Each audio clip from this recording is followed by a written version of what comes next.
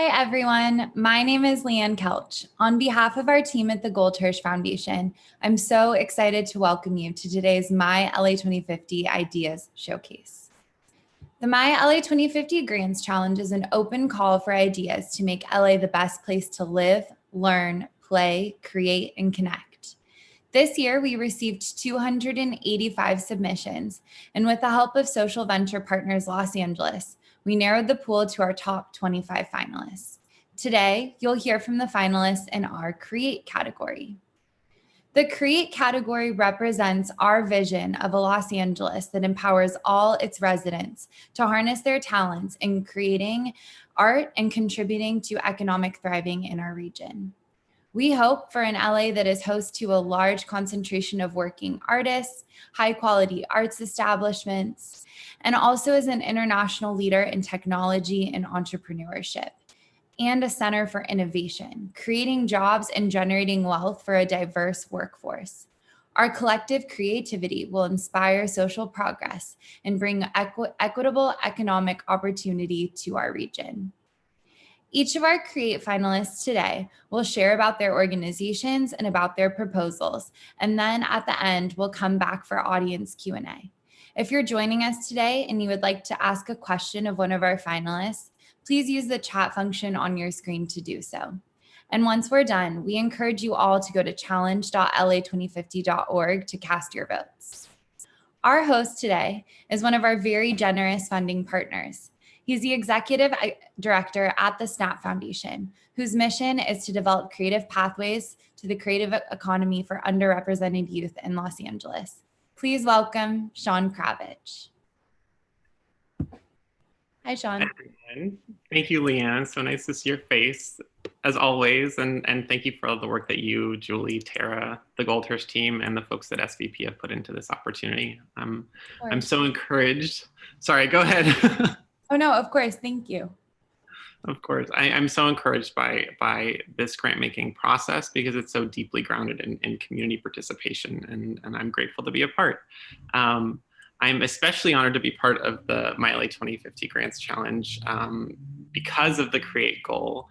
I'm a little biased given the focus of my work on the creative economy, but I think that this is the most LA of any of the 5 goals in the challenge. Our ability to reflect on the world, our feelings, our lived experiences through creative expression is, I think, one of the most defining elements of what makes us all human.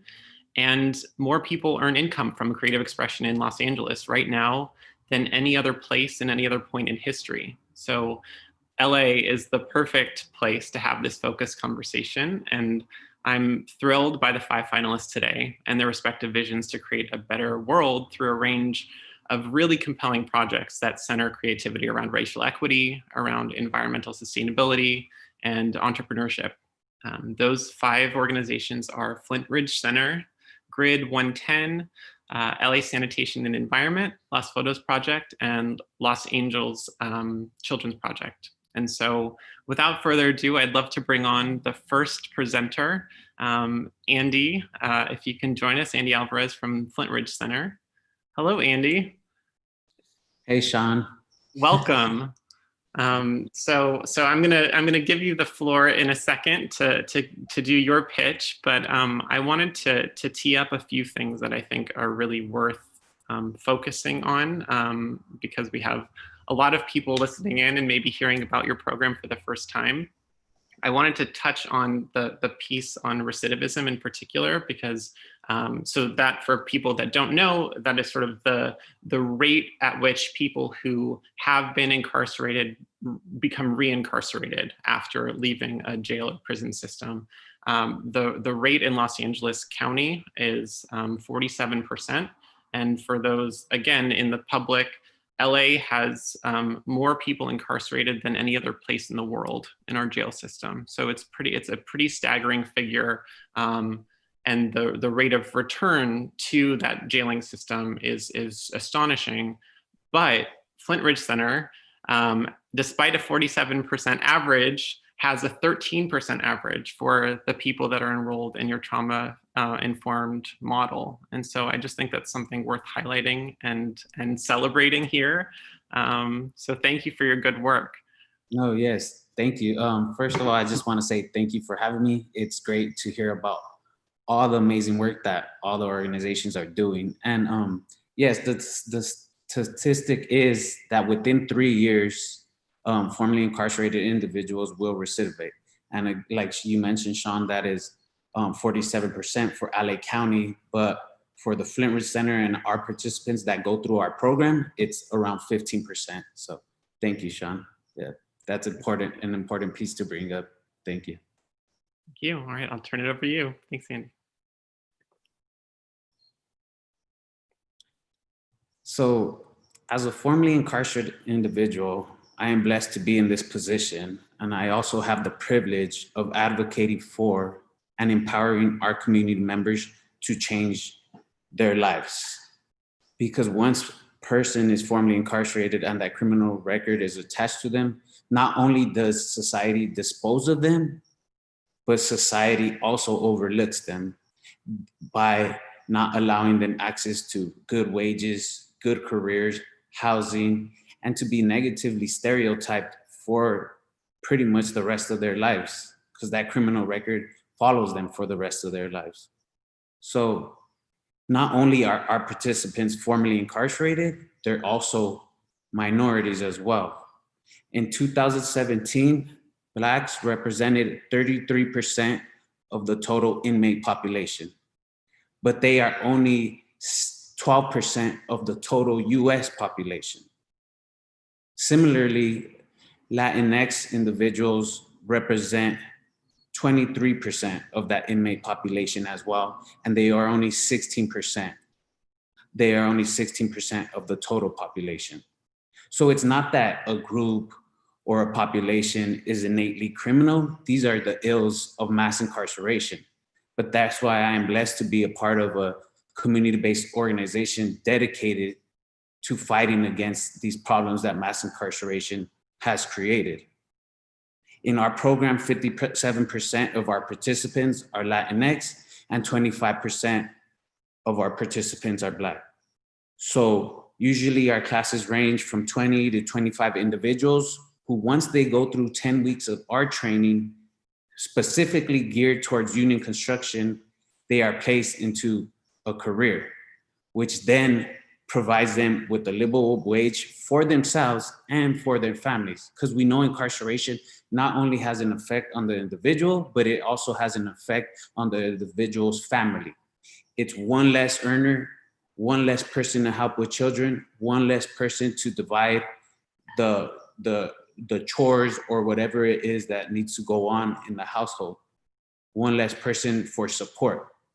So by going through our program and being placed into a union, that person is no longer an ex-convict, an ex-offender. That person's identity changes from inmate to construction worker, to provider, to breadwinner. That is why at the Flint Ridge Center, we are dedicated and take it personal to transforming people's lives. Thank you.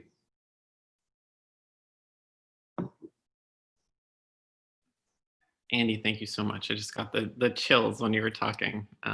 Thanks for grounding your focus on sort of the systemic racial inequality that exists in society, and I think that more and more people are aware of in this moment of reckoning with racial justice and civil unrest. You brought up so many really interesting pieces, but I think it's worth, again, just uplifting the fact that you're creating this sort of linchpin that allows for people to have so many different opportunities, because you're providing care and services and training so that they can move forward in a life of their own choosing. So thank you for your great work. Thank you so much, Sean. Great. All right, we'll come back to you at the end during the Q&A portion. I just want to remind folks that if you have specific questions, please put them into the chat. And from there, let's move on to Austin Clements from Grid 110. Let's see. There you are, Austin. Welcome. Thank you. Great to be here. Thanks so much for being part and for your solid work. I want to to maybe brag on your behalf a little bit, because I just heard some really exciting news about Grid 110 announced today, I think, from Pledge LA, an initiative that partners with the Mayor's Office, the Annenberg Foundation, and others focused around tech and entrepreneurship. But I understand that you are a recipient of one of the big South LA grants. Is that right? Actually, so you got half of it right. Okay, What sorry. we're actually doing, so Pledge LA announced a $500,000 grant for Black and Latinx entrepreneurs. They wanted to give money to 20 companies for emerging entrepreneurs, but they also wanted to support with education as well. And so Grid 110 is going to be using our programming to provide that education, to make sure that it's more than just giving money. We want to position people for long-term success. That's fantastic. Yeah, it's so much of this work is about providing comprehensive technical assistance, not just dollars, and you are so good at that. So I'll hand it over to you and let you speak to your program, and then we'll ask you some more questions at the end. Awesome. Thanks, Sean. So, I mean, our mission is simple. It's to provide the most thriving, inviting, and inclusive community for entrepreneurs in Los Angeles. Anyone with the goal of being an entrepreneur should be able to have the chance to pursue it and receive support along the way. Our work impacts the people who are too often overlooked by traditional entrepreneurial ecosystems. Most of the companies that have been accepted into our program have been led by a woman or person of color. It's intentionally reflective of the city itself. Since Grid 110's launch, our organization has successfully supported almost 200 companies across LA, which in turn have employed hundreds of Angelenos.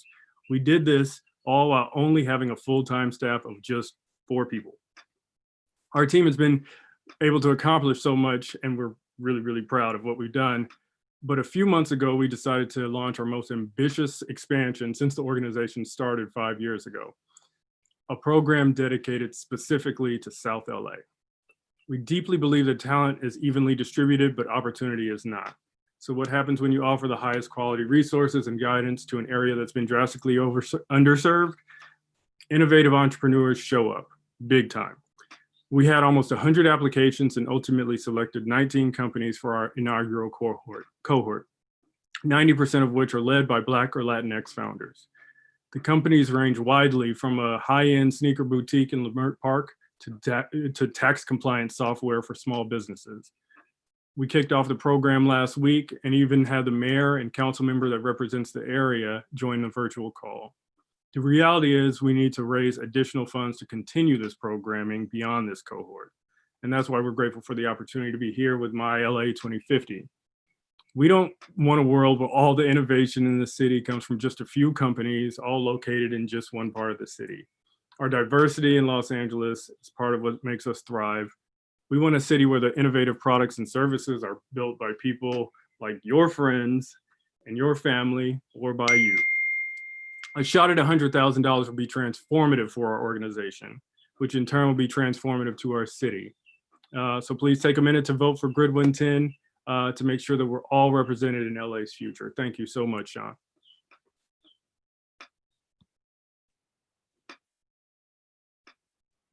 Great, thank you so much, Austin. Really appreciate that. I think that your organization is a testament to the fact that this is not a talent issue, right? Like there's so much incredible talent out there. It's a pipeline issue.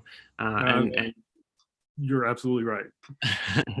and your model of promoting and providing, again, that technical assistance and support layer is so important. So thanks for your good work. Awesome. Thank you.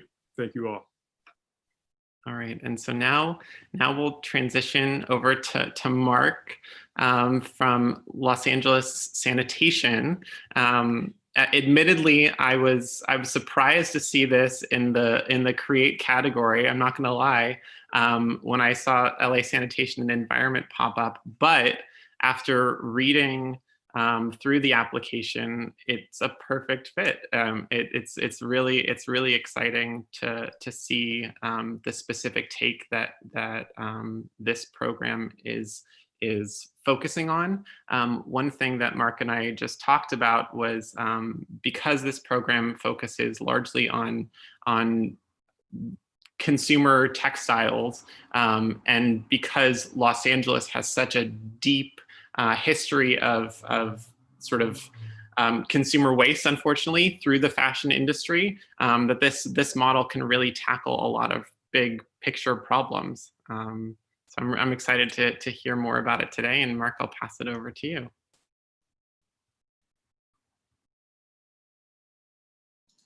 Thank you for that warm welcome, Sean.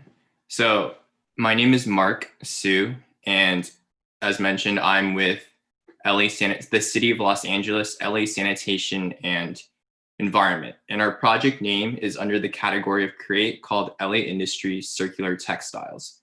So sanitation, it's a big organization. Our mission statement is to protect public health and the environment. Sounds easy, not that easy. So since sanitation is such a big organization, there's a lot of subgroups and teams. And I'm on the team LA Industry. Now we are a pollution prevention and sustainability team specifically for businesses, industry, and manufacturing in the city of Los Angeles to make them more sustainable. So the mayor has a Green New Deal, and there are a lot of ambitious and sustainable waste goals that are on there, but specifically for this proposal, we'll be focusing on tackling two of them. Now, they're pretty ambitious. One of them is 100% landfill diversion by 2050 and 50% local material reuse by 2035. Now, local material reuse basically means material that usually is sent to the landfill, but has another way of being reused. Again, it sounds easy, but not that simple when it comes down to it. So the goal of this proposal, the LA Industry Circular Textiles, is because current fashion trends are literally killing the environment, this affects everybody. And we hope to achieve a successful, circular, and streamlined business model for textiles that can be later then applied to other material streams. So we are actually just starting off with the textile sector, and we hope that this template can be then transitioned to other material streams to increase the landfill diversion rates of those as well. So back to this proposal, the two main objectives we have are to create a physical location, we're calling it a hub, and an online database or marketplace to track the exchanges and all the different waste streams coming in. So the physical location is important because it's bridging a gap between manufacturing and the creation of a local reuse market. So a lot of the manufacturers that we've talked to, they have clean color and content sorted textile scrap, but they don't know who to contact. They don't know where to send it to. They want to do something good with it, reuse it, but then there's no existing infrastructure, so they end up throwing it away anyways, and we aim to bridge that gap. This will end up in the creation of new markets, green jobs, starting with the textile and fashion industry, and it affects every single person in LA and LA County. So again, please vote for us in the Create category, LA Industry Circular Textiles.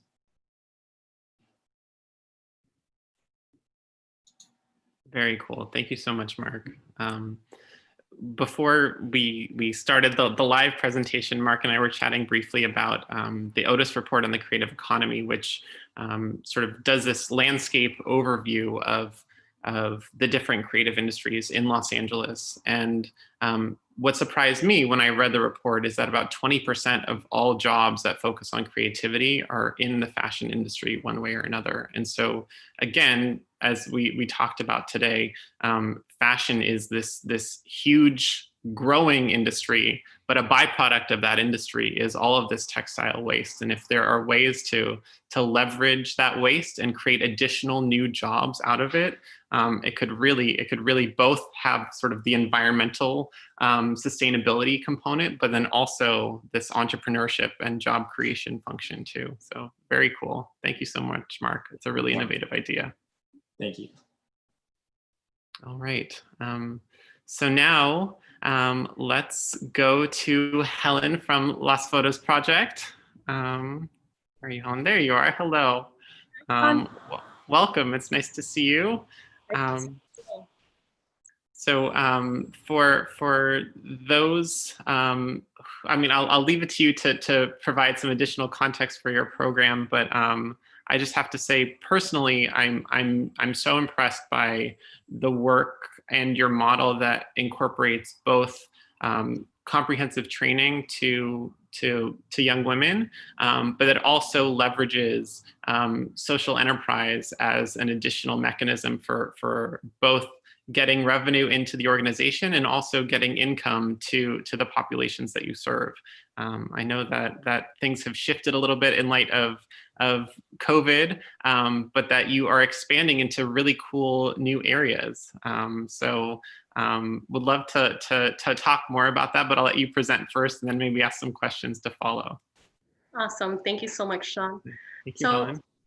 Hi, everyone. My name is Helen, and I'm from Las Fotos Project. We're a photography mentoring organization for girls ages 13 to 19.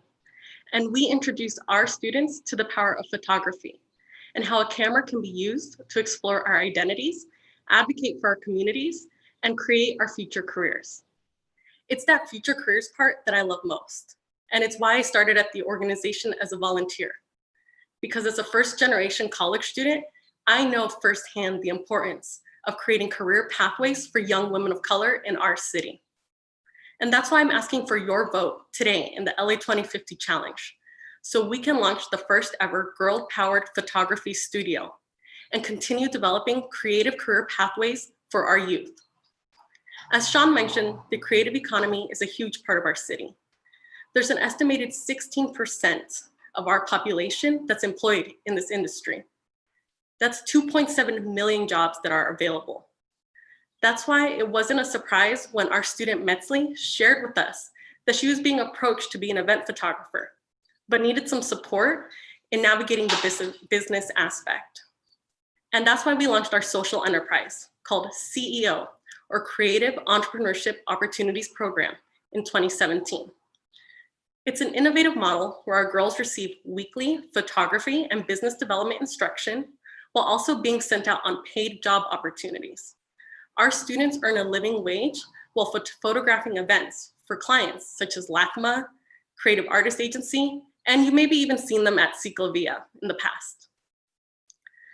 But as our program enters into its 4th year, we asked our students, what do you want to learn next? And they shared with us their vision: to be their own bosses and be able to be product, lifestyle, and portraiture photographers. And that's why we're launching the photo studio. It'll be a mutual aid effort. Our students will gain employment opportunities as professional photographers, providing high quality and relevant photography services to local LA businesses who have expressed a need. We'll be focusing our efforts in serving entrepreneurs who are women and Black, Indigenous people of color. And when our girls are in school, we plan to open up the space to local creatives so they can have an accessible rate in order to create their own professional and creative projects. So we plan for this photo studio to be a creative and economic hub. And it'll be a place for our students to learn, to build their business, and to compete in today's creative economy. So once again, I'm asking you to join us in voting for our project. And please invest in the next generation of women of color creatives here in LA. Thank you so much for your consideration.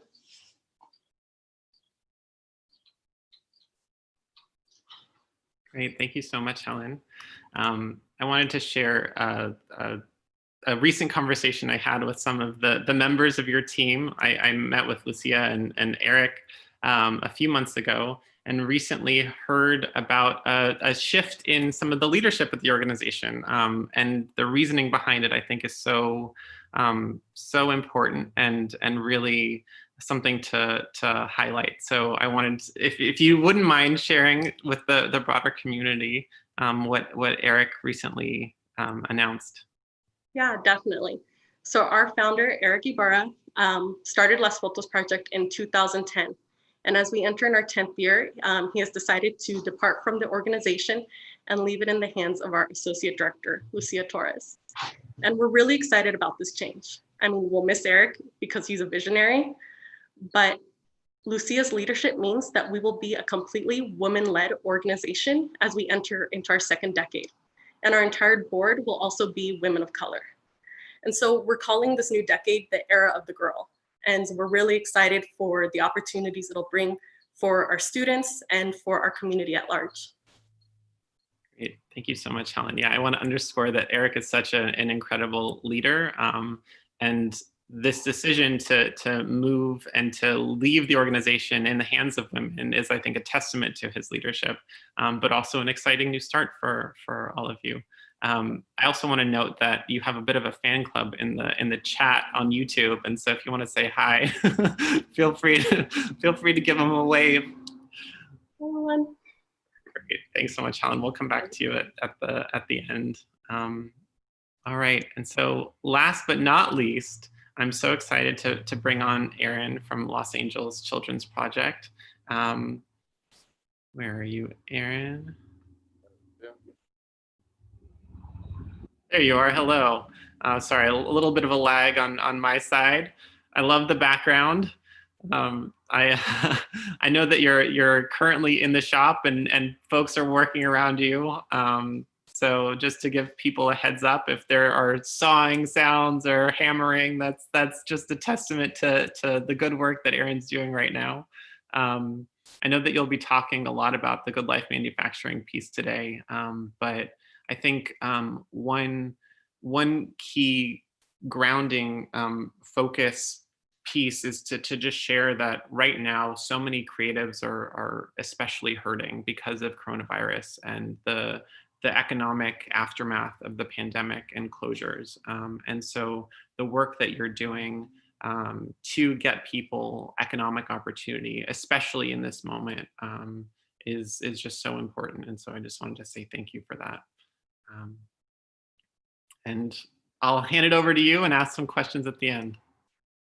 Oh, awesome. Thank you. Thank you. It's an honor to be here. It's an honor to be in an amazing group with 4 other finalists in this. And it's inspiring and awesome to see how everybody's pushing to create LA a better place. So it's amazing.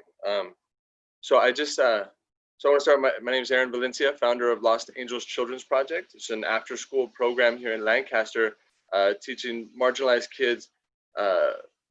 We use classic car restoration and art. We use classic cars to get kids in the door, doing lowriders and cars, teaching them how to weld and work with their hands, and kind of just create another sense of belonging here in our community. There's where we're at in Lancaster, we're #1 in all of LA County for foster care.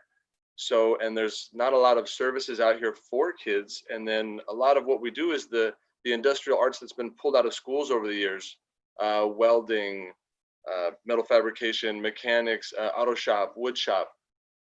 A lot of these things over the years that people that my age are doing as a trade, they were inspired through school. So we live in an area where it's kind of a lot of broken homes and high rate of foster care. So we realized we've seen a need where if you're not exposed to these things that usually we're exposed to in school, welding and auto mechanics, if you're not exposed to them in home or in school, how are you gonna know if you're good at something if you've never tried it? So there was a generation of people that are coming up that don't know how to use their hands, that aren't inspired. There's jobs that are out there, electricians, plumbers, mechanics, carpenters, construction workers, that there's jobs that are open that the new generation isn't really filling those. So we're trying to inspire this next generation of kids to try to make blue collar work look attractive again, and that these jobs are paying well and you can create a good life for yourself by using your hands. So that's kind of the whole premise of what we're doing, is to empower and employ. We've been going for several years in an after school program, from working with students from 13 to 18-year-olds. And what we've noticed over the years is now we got kids to graduate high school, we've got them to have manners and respect, and they're doing great. And they graduate and they come back with an application to try and get a job in a fast food place. And it was just detrimental for us to see that was what they were looking at for a job opportunity. So we decided, we created Good Life Manufacturing as an employment piece. So we're trying to create the whole ecosystem of, we have the training piece, and then now we have an employment opportunity where students that have graduated our program, have come through it, are mature enough to handle it, or have come through other agencies, whether it's Gain or Grow or through GR. have aged out of foster care can come to us and take a 12-week course in custom fabrication. And we get contracts doing different things from custom raw metal and wood furniture, office furniture, benches, tables, bar stools. So our students are learning blueprinting, welding, how to read a tape measure, teamwork, just kind of run the gamut of really how to use your hands. And it's a 12-week course. The first 6 weeks is apprenticeship.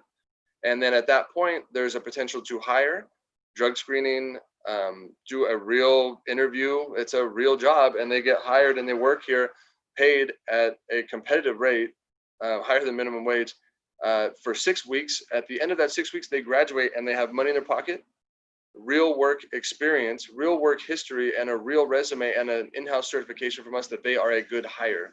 And we're working with agencies here in our community that are good paying jobs to hopefully get them into. So really it's the apprenticeship, the job, and to set you on that career. I feel that in our community, I feel that that's what's missing. And for a lot of our marginalized youth, that's what's missing, that next little step to get them working, get them actually employed. We all know that 18 years old, that first job is really hard to come across. And when you can get that first job and it's a good job and you already have a skill and you can take that the rest of your life and provide a good life for you and your family. That's our whole mission, is empower and employ. And we're grateful to be where we're at. We're coming out of, we had to stop during COVID, and we're just now coming back with one of our cohorts right now and getting everybody, trying to fast track to get them going. There's a couple of places they're hiring, so we're trying to push and get people working. We don't know what the economy is going to look like for the next couple of years. So if there is any opportunity for people to be working, we want to get them employed ASAP. Great. So thank you. Thank you, Aaron. Actually, while I have you, I want to ask a question to everyone, but I think that what you've done in response to COVID and pivoting some of the programming and also rethinking how you're going to engage young people in your employment program in a safe fashion is all worth highlighting too. So I guess my question that I want to ask for everyone is, how have things shifted in light of COVID? And then I want to uplift for you the work that you're doing to feed people and do a lot of really cool stuff right now. So Aaron, if maybe you can take it, and then we'll send it to the other people on the challenge too. Perfect.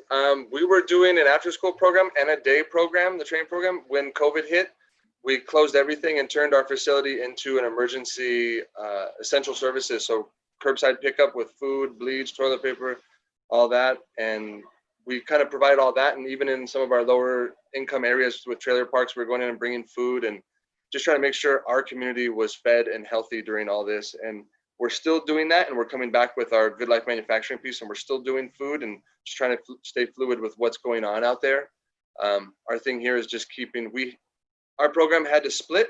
We do an AM and a PM now, because just so we have limited numbers in our facility. So all of our staff is kind of working double to make sure this is working for everybody, which is no sweat. As long as we can get people working, it's all worth it. So just trying to stay healthy and keep people healthy and clean and working. Thank you so much, Aaron. All right, I'll just for the sake of ordering, let's send it to Andy. We'll go in order of presentation today. Okay. Yeah, for us, due to the situation, what we've done, we've reduced the class size a little bit, and we've also transitioned from a hybrid in-person and a virtual component. So we'll do like 2 days out the week where it's in person, make sure that everybody's social distance, and the other 2 days will be online through Zoom, and we'll have our classes like that. So yeah, and we're still providing case management supportive services through our case management team. And the students, just if they need something, they're highly encouraged to always approach myself or one of the other instructors. And that's, for the moment, that's how we're able to adapt to the situation. And it's working good, and our partners are able to collaborate, and we're able to reach out to them and advocate for our students to still get placed, because construction is still going on. Yeah, I mean, importantly, it's one of the few industries that hasn't really seen huge dips in this moment. Andy, I want to ask one follow-up question that we're getting from the chat. because of COVID-19, a higher number of people are being released from jails currently. Was wondering what that increase has meant for your programs, if anything.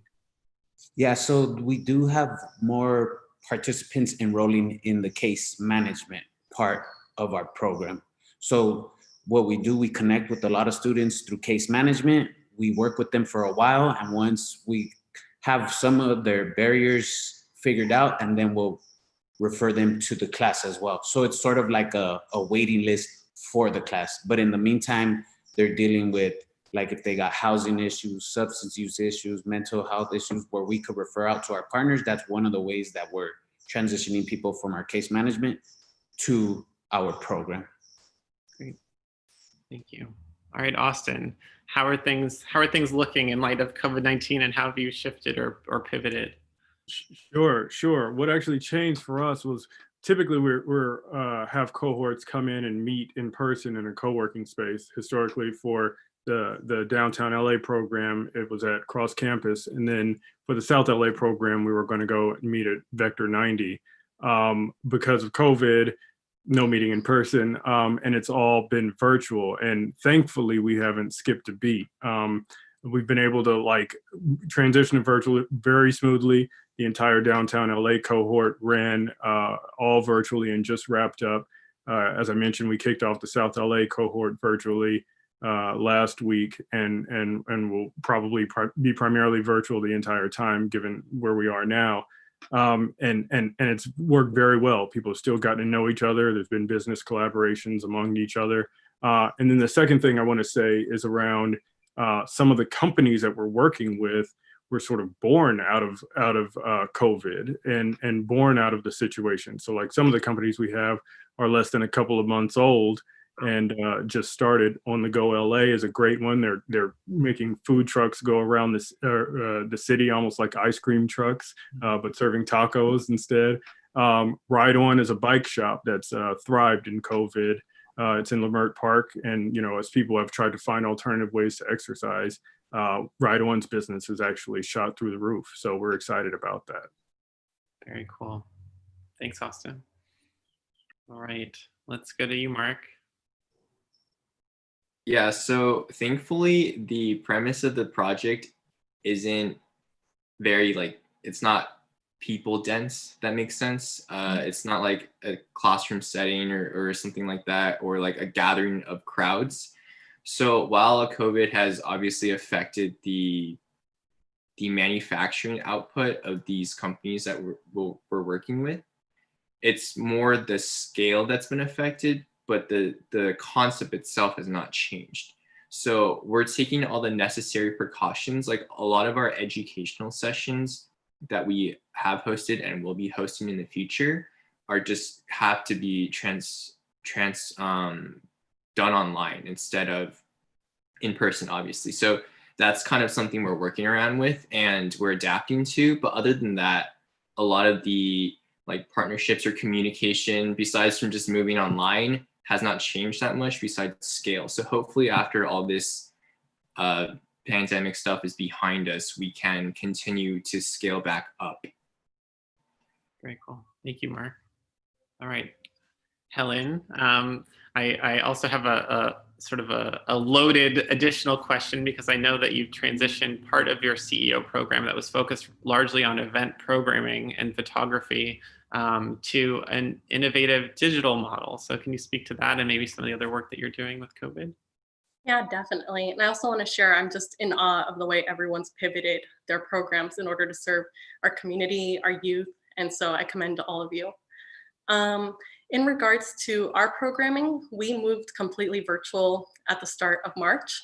I want to highlight my colleague, Alyssa, who just immediately ran with the situation and created a virtual curriculum for all 75 of our students that are enrolled across 6 different classes. And alongside that, we also developed a mental health, emotional wellness group. So our girls can be checking in each week with a professional as we go through this unprecedented pandemic. In regards to our CEO program, our social enterprise, had to scale down due to a lack of event photography jobs, but it gave us an opportunity to connect with our community, with local business owners. And we've actually started employing our CEO girls already as at-home product and lifestyle photographers. So we're working with our second client right now, and our CEO students are busy creating content for brands' social media, from brands like Girlfriend Collective, a woman-founded athletic wear company, to our most recent client, Lander Skateboard, a brand new skateboarding company that's found here on the east side of LA. So we're really excited for what the future holds, and kind of taking the most out of the situation in order to continue serving our girls, and as I'm sure all of you, serving everyone that you all get an opportunity to work with. So thank you. Very cool. Thank you, Helen. All right, I'm going to ask some very specific questions to each of you based on the YouTube chat. But one thing that I wanted to point out was that there's so much interesting synergy between all of your different programs. Like, I could actually see a world in which somebody who goes through one ends up somewhere else and then uses a service in a different program. It's very cool to see how you all are tackling this work through a systems lens. So thanks for all that. I have a question for Austin in particular. What impact are you already seeing from the groups that have taken part in your accelerator cohorts in the past 5 years? And what do you expect from your new cohort? Yeah, so that's a great question. When I think about the impact that we've seen, again, we position ourselves as being very open to lots of different businesses. So it's not pure, you have to be a tech business and then you have to go raise venture capital dollars. We recognize that that path is only appropriate for maybe 1% of new business starts. What we want to be open to is various businesses. So when I think about the impact, I think about people that are seeing products and services that are being built by people that look like them and reflect their interest being brought to market that otherwise may not even have had that sort of thing. So I think of an example of a company called Skin Muse with Ezene, who leads it. Black woman who kind of started this job on the side of creating skincare products. And 2 weeks ago, she was featured on Beyonce's featuring Black businesses list, and her sales have shot through the roof. I think that we helped lay a foundation or create a strong foundation, so she was even able to service that. And so I think if you want to hear about our impact, the main thing to do is to talk to any one of our founders that have gone through the program. Very cool. Thank you, Austin. All right, next question is for Mark. So can you give us some more information about sort of the current pipeline, like what's currently done with textile scraps? Are all the textiles from clothing manufacturers in particular? Are there other types of textiles that you're envisioning as part of this system? Some more details. Yeah, so currently, so textiles is a huge category, and there's a lot of detail that goes into it. Like, just on the very surface, there's like you have organic textiles and then like synthetic textiles, right? So like polyester and then cotton for organic, and then like polyester for synthetic.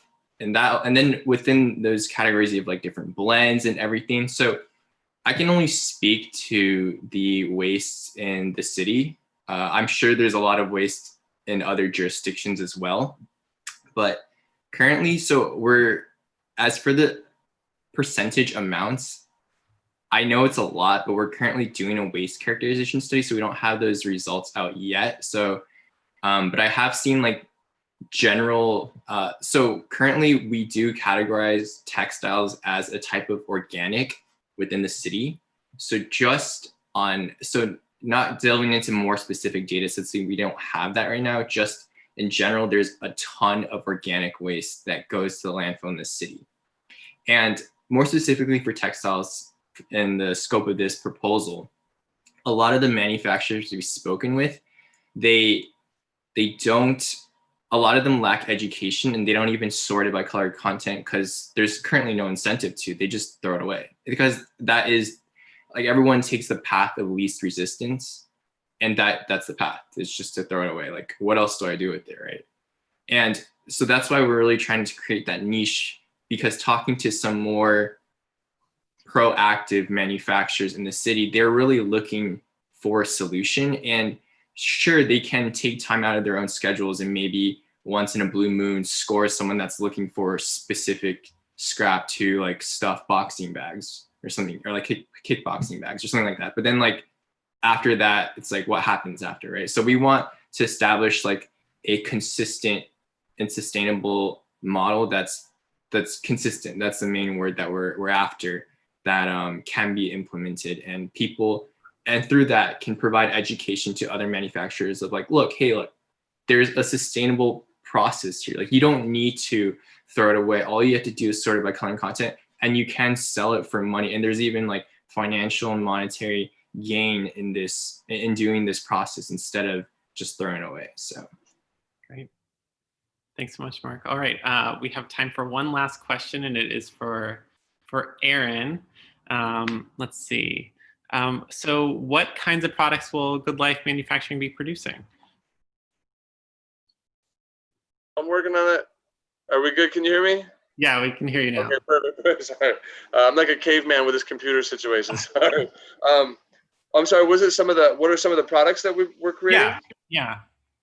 Our students are working on, we have a small catalog on our website and of tables and some benches. And we're actually, our cohort right now is halfway through a contract of maybe about 15 pieces for the city of Lancaster for an upcoming community center that they're building. So our students are working on furniture that's going to benefit the community.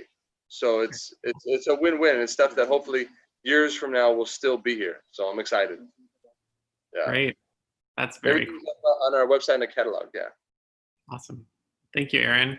And thank you all so much for participating today. I'm just so impressed and excited about all of the programs that you're offering to the community. I'm going to pass it back to Leanne. Thank you so much for having me and for letting me play a part in this. Yeah, of course. Thank you so much, Sean, for joining us and for your wonderful hosting today. And thank you to all of our Create finalists for sharing about your work. It's so encouraging to hear about all that you're doing in your communities, and even given COVID, and I know the difficulties that that's caused. Thank you to everyone joining us today in the audience for listening. Please head now to challenge.la2050.org to cast your votes. Remember, your votes determine the final awards that these great organizations will receive. So have a great rest of your day.